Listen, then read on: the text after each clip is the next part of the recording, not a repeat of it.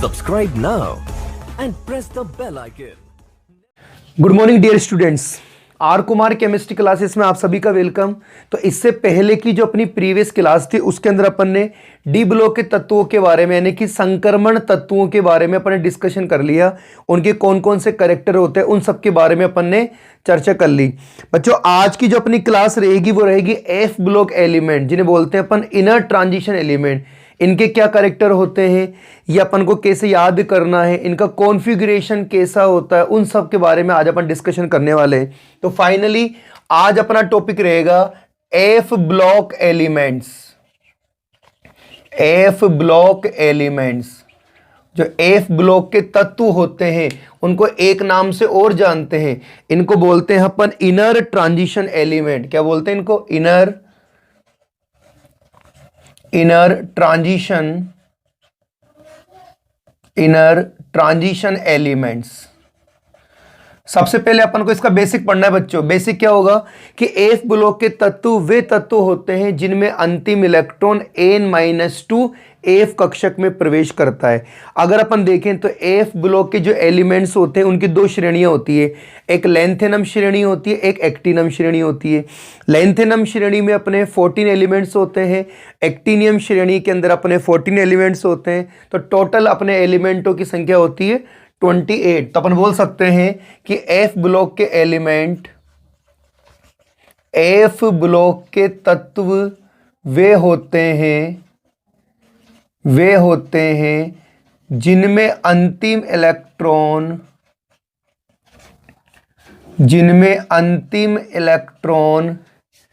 n-2 F कक्षक में प्रवेश करते हैं।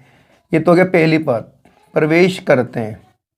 ठीक है, अच्छा आगे चले तो अपन को देखना है। अच्छा, एफ उपकोश की बात करें, एफ उपकोश में क्या होते हैं? 7 कक्षक होते हैं। आपको याद रखना है एफ उपकोश में कितने होते हैं बच्चों? 7 कक्षक होते हैं। कौन कौन से होते हैं? एक तो होता है, देखो एफ एक्स कॉमन ले लो, अंदर क्या बचेगा? वाई स्क्वायर और जेड स्क्वायर हो गया। दूसरे की बात करें, अब की बार वाई ले लो, क्या बचेगा? X square Y square.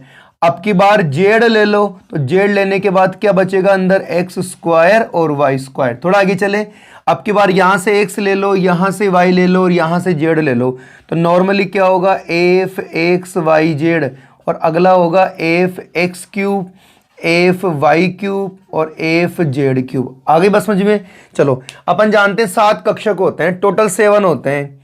1 2 3 4 5 6 और 7, ये टोटल 7 होते हैं। ठीक है ना? चलो, इस 7 में टोटल इलेक्ट्रॉन कितने होंगे? 14। जैसे पहला इलेक्ट्रॉन, दूसरा, तीसरा, चौथा, पांचवा, छठा, सातवां, 8वां, 9वां, 10वां, 11वां, 12वां, 13वां और 14। तो टोटल इलेक्ट्रॉन होते हैं 14 इलेक्ट्रॉन। 7 कक्षक होते हैं, इन 7 कक्षक में आपके टोटल 14 इलेक्ट्रॉन होते हैं। ठीक है, अगर अपन देखें तो एफ ब्लॉक में कुल एलिमेंट कितने होते हैं? एफ ब्लॉक के तत्वों में या एफ ब्लॉक में 2 श्रेणियां होती है। अपन को याद रखना है 2 श्रेणियां होती है। नंबर 1 लेंथेनाइड या लेंथेनम श्रेणी, बच्चे इसको बोलते हैं एलएन। क्या बोलते हैं इसको? एलएन। दूसरी होती है आपके एक्टिनियम श्रेणी। क्या बोलते हैं? एक्टिनियम श्रेणी। इसको इंडिकेट करते हैं एन के द्वारा। अब बच्चों 14 एलिमेंट्स इसमें होते हैं और 14 एलिमेंट्स इसमें होते हैं। तो टोटल अपने जो एलिमेंट्स होते हैं उनकी संख्या कितनी हो जाएगी अपने पास? 28 हो जाएगी। ठीक है, थोड़ा आगे चलते हैं। अगर अपन और डिस्कशन करने वाले हैं तो एफ ब्लॉक के जो एलिमेंट्स होते हैं उनको आवर्त सारणी से अपन थोड़ा अलग रखते हैं। अगर अपन देखें तो जनरली ये अपने 6 आवर्त और 7 आवर्त से रिलेटेड होते हैं, यानी कि 5D और 6D चेन से रिलेटेड होते हैं। ठीक है, अगर अपन देखें थोड़ा और आगे चलें तो इनमें 3 कक्षाएं होती है। या लिख देता हूं मैं, एफ ब्लॉक के तत्वों का, एफ ब्लॉक के तत्वों का सामान्य इलेक्ट्रॉनिक विन्यास, अगर अपन का इनका इलेक्ट्रॉन विन्यास देखें तो क्या होगा, n-2 एफ, एफ में होते हैं 1 से लेके 14 इलेक्ट्रॉन्स। इसके बाद क्या आएगा आपके पास n-1d 0 से लेके 1 और 1 होगा NH2। ये कॉन्फ़िगरेशन जनरली अपन को याद करना है। ये एफ ब्लॉक के तत्वों का इलेक्ट्रॉनिक कॉन्फ़िगरेशन है, कभी कभी एग्जाम में आ जाता है। क्या होगा, n-2 एफ 1 to 14, n-1d 0 से 1 और NH2। और इन कक्षकों को या उपकोशों को अपन ऊर्जाओं के क्रम में देखते हैं। जिनकी ऊर्जा का मान सबसे कम होगा जनरली क्या होगा, इलेक्ट्रॉन सबसे पहले उसी में आएगा। ठीक है ना, देखो एक बार इसको बच्चों, आगे चले ना तो अपन देखें कि आपकी जो एक ब्लॉक के एलिमेंट्स होते हैं इनको बोलते हैं रेयर अर्थ मेटल। इनको क्या बोलते हैं अपन, इनको रेयर अर्थ मेटल भी बोला जाता है। इनको रेयर अर्थ मेटल भी कहा जाता है, यानी कि दुर्लभ मृदा धातुएं भी इनको कहा जाता। अब सवाल ऐसा क्यों करते हैं, प्रारंभ में इन धातुओं को क्या करा, अगर अपन देखें तो प्रारंभ में इन धातुओं को, क्योंकि मैं इसका आंसर ले देता हूं, क्योंकि प्रारंभ में इन धातुओं को दुर्लभ खनिजों मूलतः मृदाओं से क्या किया इन्होंने, ऑक्साइडों के रूप में प्राप्त किया जाता है। ऑक्साइडों के रूप में प्राप्त किया जाता है। इस कारण इन्हें रेयर अर्थ मेटल कहते हैं। ये अपन को याद होना चाहिए। तो बच्चा अपन इन्होंने कुछ बेसिक लिखा है, दोबारा पढ़ लेते हैं। देखो एफ ब्लॉक के तत्वों को क्या बोलते हैं, इनर ट्रांजिशन एलिमेंट। सबसे पहली बात तो ये होती है कि इन्हें इनर ट्रांजिशन एलिमेंट क्यों बोलते हैं। देखो फॉर न्यूक्लियस के बाद एक ये ले लो आप n-2, ये हो गया आपका n-1 और ये हो गया आपका ns ऑर्बिटल्स। ठीक है ना, तो अगर अपन देखें तो देखो ये तो अपना न्यूक्लियस हो जाएगा, ये तो अपना न्यूक्लियस, ये हो जाएगा आपका NS, ये हो जाएगा आपका n-1d यानी कि n-1 और ये हो जाएगा आपका n-2।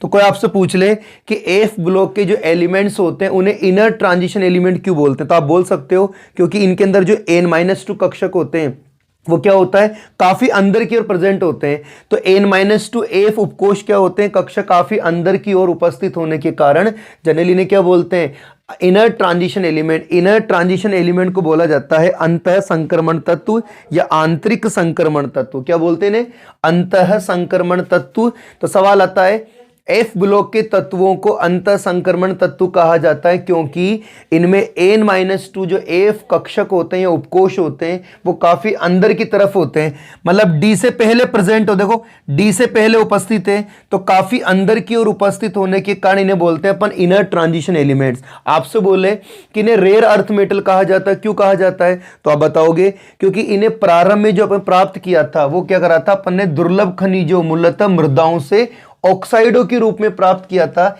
इस कारण इन्हें क्या बोलते हैं, रेयर अर्थ मेटल बोलते हैं। इनकी जनरली दो चेन होती है, एक लेंथेनम होती है, एक आपके एक्टिनाइड होती है। तो बच्चों अपन ने कुछ बेसिक लिखा है, यहां से अपन ने बेसिक लिखा है।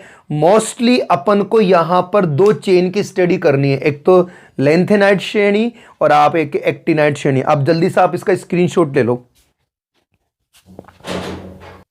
बच्चों आगे चलते हैं। तो सबसे पहले पढ़ते हैं अपन लेंथेनाइड।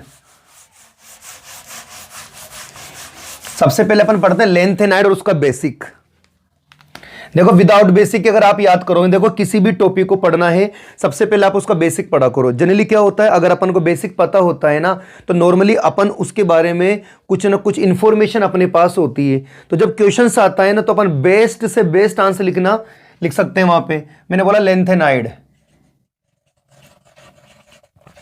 लेंथेनाइड्स,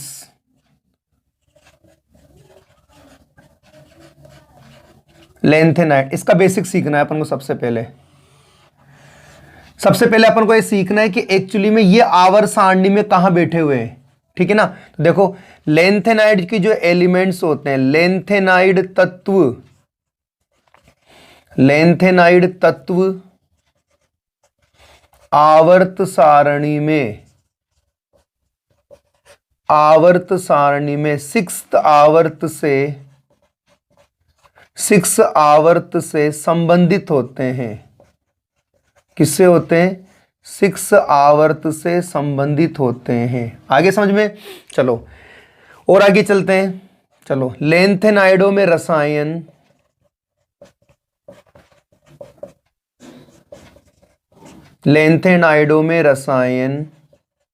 क्या होता है बच्चों? एलन होता है। ये अपन को याद रखना है। तीसरा बेसिक क्या पढ़ना है अपन को? पढ़ना है यह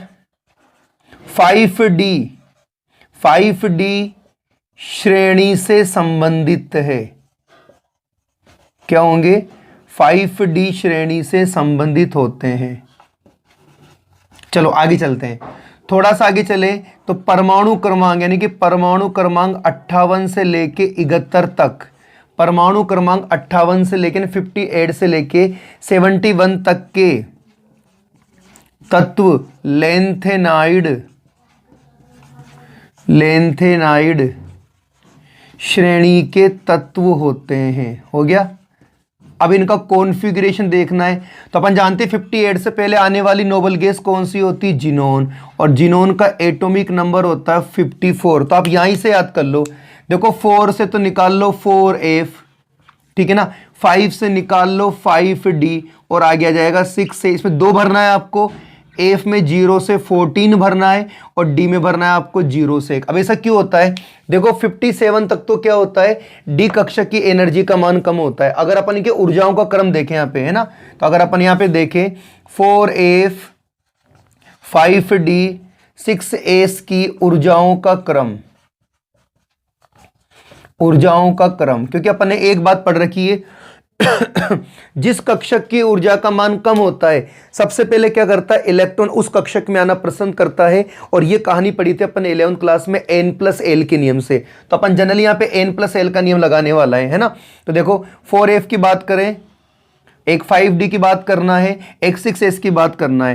तो अगर अपन इन दोनों को देखें, इन तीनों को देखें, सबसे पहले आप इसके लिए N का मान निकालो। तो N का मान बच्चों ये रहा, कितना आएगा? 4। यहाँ पर कितना है? 5। और यहाँ पर कितना है? 6। और आपको एक बात और सीखना है, L का मान कैसे निकालते हैं? S के लिए L का मान होता है 0, L का मान P के लिए होता है 1, L का मान D के लिए होता है 2 और L का मान F के लिए होता है 3। ये आपको याद रखना है। क्या याद करना है? S के लिए 0, P के लिए 1, D के लिए 2 और F के लिए 3। तो यहाँ पर F के लिए कितना आ जाएगा? 3। यहाँ पर D के लिए कितना आ जाएगा? 2 और यहाँ पर S के लिए कितना आएगा? 0। अब अपन को टोटल करना है, यहाँ पे निकाल लेते हैं अपन N+L। तो जैसे अपन L+L निकालेंगे, 4 और 3 कितने हो गए? 7। और यहाँ 5 और 2 7 और इधर हो जाएगा 6। नियम क्या कहता है? जिस कक्षक के लिए, सवाल क्या है? जिस कक्षक के लिए N+L का मान सबसे कम होता है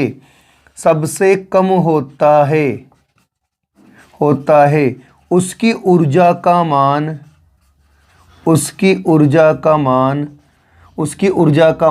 सबसे कम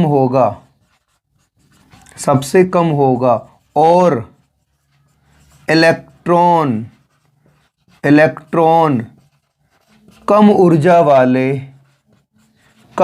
वाले कक्षक में पहले आता है, ठीक है ना। अब यहां पर अपन देखें तो यहां पर देखो 6S का मान तो 6 आ गया, तो इसका मतलब 6A से पहले इलेक्ट्रॉन आ गया। लेकिन 4F और 5D में क्या होते हैं? दोनों में साथ साथ आ गए, है ना। तो पहला केस तो ये हो गया, मतलब यहां पर तो अपने पास आ जाएगा, यहां पर तो आ जाएगा 6S। ये आंसर आ गया। आगे देखो, जब 2 या 2 से अधिक कक्षकों के लिए 2 या 2 से अधिक कक्षकों के लिए N+L का मान बराबर होता है तो तो उस कक्षक की ऊर्जा का मान कम होगा जिसके लिए क्या होगा बताओ, जिसके लिए एन का मान कम होगा। अब बताओ इन दोनों में किसकी एनर्जी का मान कम होगा? इसमें 4f की एनर्जी का मान कम है और 5d की एनर्जी का मान ज्यादा है। सबसे पहले इलेक्ट्रॉन किस में आएगा? देखो सबसे पहले इलेक्ट्रॉन नंबर 1 तो इसमें आएगा, नंबर 2 इसमें आएगा और लास्ट में किस में आएगा? नंबर 3 इसमें आएगा। तो अपना जो ऊर्जाओं का क्रम बैठेगा यहाँ पे, यानी कि ऊर्जाओं